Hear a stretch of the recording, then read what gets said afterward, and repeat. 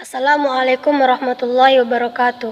Alhamdulillahillazi arsala rasulahu bil huda wa dinil haq liyuzhirahu ala dini kulli walau karihal kafirun walau karihal musyrikun walau karihal munafikun. Selawat beriringkan salam tak lupanya kita kirimkan kepada arwah junjungan kita Nabi Muhammad SAW yang berlafazkan doa Allahumma sholli ala Sayyidina Muhammad wa ala ali Sayyidina Muhammad. Yang terhormat Bapak dosen pengampu kita yaitu Bapak Johari Jamal STHI MA, dan yang saya banggakan adalah teman-teman yang dirahmati oleh Allah Subhanahu wa taala.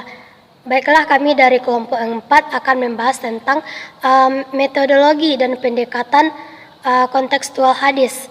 Baiklah, di sini saya akan membahas poin pertama yaitu kontekstual hadis. Contohnya, kontekstual hadis ini dibagi menjadi 3 bagian, yaitu yang pertama majas. Memahami suatu perkataan sebagai majas kadangkala menjadi suatu keharusan, sebab jika tidak demikian seorang akan keliru menyimpulkan sebuah tujuan yang dimaksud hadis tersebut. Sebagai contoh, neraka mengadu kepada Tuhannya, "Ya Tuhanku, sebagianku memakan sebagian yang lainnya." Maka Allah mengizinkan baginya untuk menjadi 2 bagian, sebagian di musim dingin dan sebagian di musim panas, yaitu panas yang paling menyengat dan dingin yang paling menyengat pula.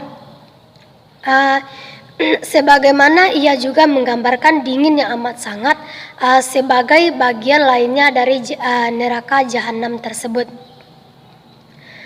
Yang kedua adalah tujuan atau maksud dari hadis. Yang harus dijadikan pegangan adalah tujuan dan maksud. Yang sebagai contohnya yang pertama adalah Rasul mengatakan siwak itu membersihkan mulut dan menjadikan Allah ridho.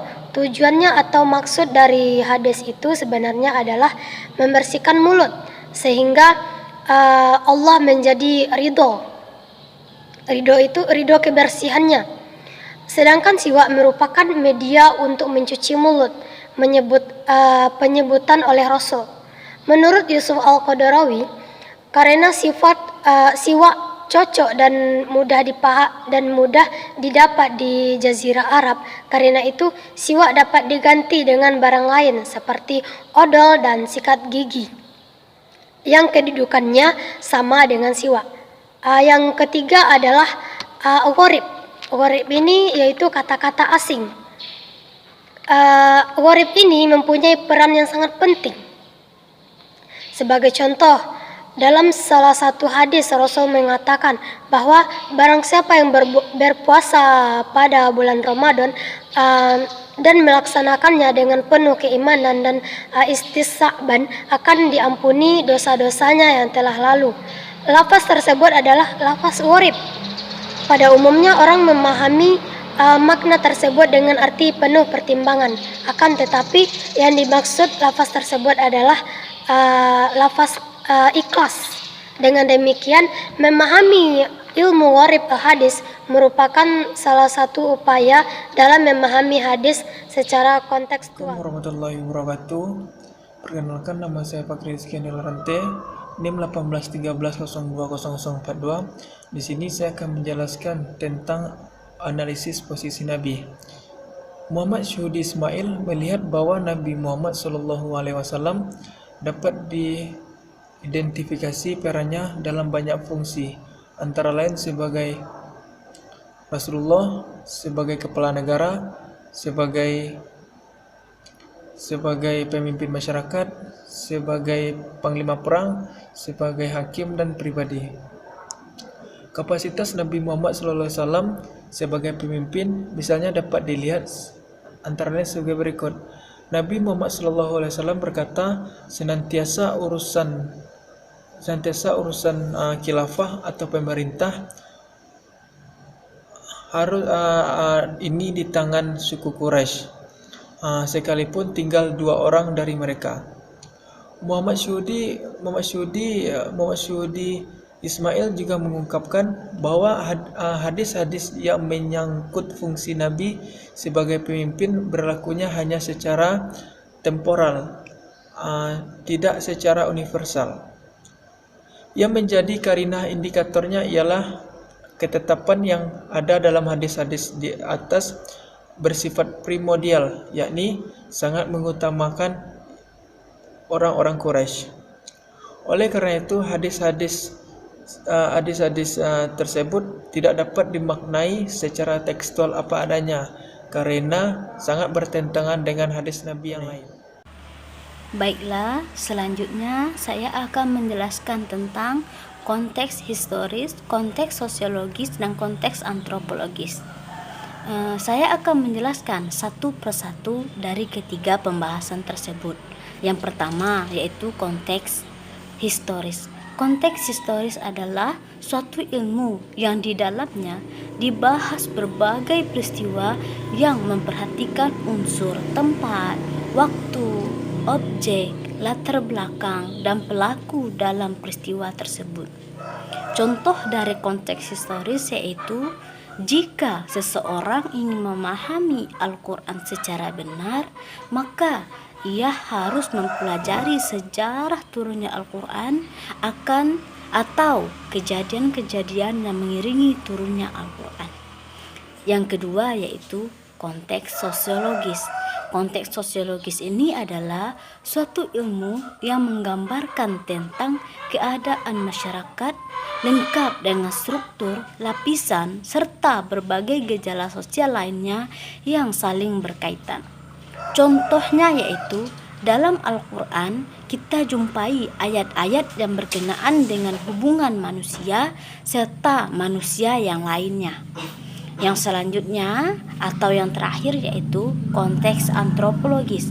Konteks antropologis merupakan sebagai sebuah ilmu tentang manusia, khususnya tentang asal-usul, aneka warna, bentuk fisik, adat istiadat, dan kepercayaannya pada masa lampau. Contoh dari konteks antropologis ini yaitu salah satu pendekatan agama yaitu dengan upaya memahami agama dengan cara melihat wujud praktik keagamaan yang tumbuh dan berkembang dalam masyarakat itu sendiri. Baiklah, sekian dari saya tentang pembahasan konteks historis, sosiologis, dan antropologis. Mohon maaf apabila ada kesalahan. Selanjutnya saya kembalikan kepada moderator. Terima kasih. Bismillahirrahmanirrahim. Assalamualaikum warahmatullahi wabarakatuh. Alhamdulillah, bersyukur kita kepada Allah Subhanahu wa taala, berselawat kita kepada Rasulullah Sayyidina Muhammad sallallahu alaihi wasallam. Allahumma salli ala Sayyidina Muhammad wa ala ali Sayyidina Muhammad. Perkenalkan, nama saya Syahrika Wifra, NIM 1813020039. Baiklah, di sini saya akan menyambung pembahasan yang sebelumnya. Sekarang kita masuk kepada kontekstual makna hadis. Para ulama memberikan beberapa prinsip sebagaimana tulisan Abu Mustaqim dalam memaknai hadis Rasulullah Muhammad sallallahu alaihi wasallam. Yang pertama, jangan terburu-buru menolak hadis yang bertentangan dengan akal sebelum memahami terlebih dahulu. Maksudnya di sini, ketika ada satu hadis atau seseorang menyampaikan hadis lalu akal kita tidak menerima hadis tersebut, maka jangan menolaknya terlebih dahulu. Pelajari, pahami hadis tersebut terlebih dahulu, baru tolak jikalau nalar kita tetap tidak menerima hadis tersebut. Yang kedua, meneliti dengan seksama suatu hadis baik dari segi sanad maupun matan. Ini sangat penting. Kenapa? Karena jikalau kita ingin mengetahui apakah suatu hadis itu sahih, maudhu', dhaif, hasan dan lain sebagainya, maka pelajari sanad dan matan terlebih dahulu. Oleh karenanya, dalam memaknai makna hadis sangat penting mempelajari sanad maupun matan hadis. Yang ketiga, meneliti atau membedakan suatu hadis, memahami suatu hadis, apakah hadis tersebut tidak bertentangan dengan nas yang lain yang lebih kuat.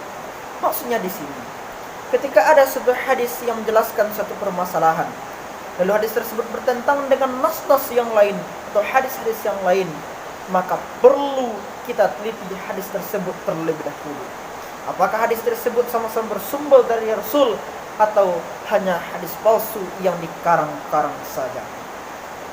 Yang selanjutnya, yang keempat, prinsip membedakan suatu hadis yang bersifat lokal, kultural, temporal maupun universal. Lokal kultural, budaya asli dari suatu tempat. Apakah hadis tersebut diperuntukkan hanya untuk budaya semasa zaman Nabi atau bagaimana? Temporal, apakah hadis tersebut terikat dengan waktu pada zaman Nabi atau bagaimana? Universal, apakah hadis itu untuk semua umat Nabi atau hanya untuk umat ketika Nabi ada?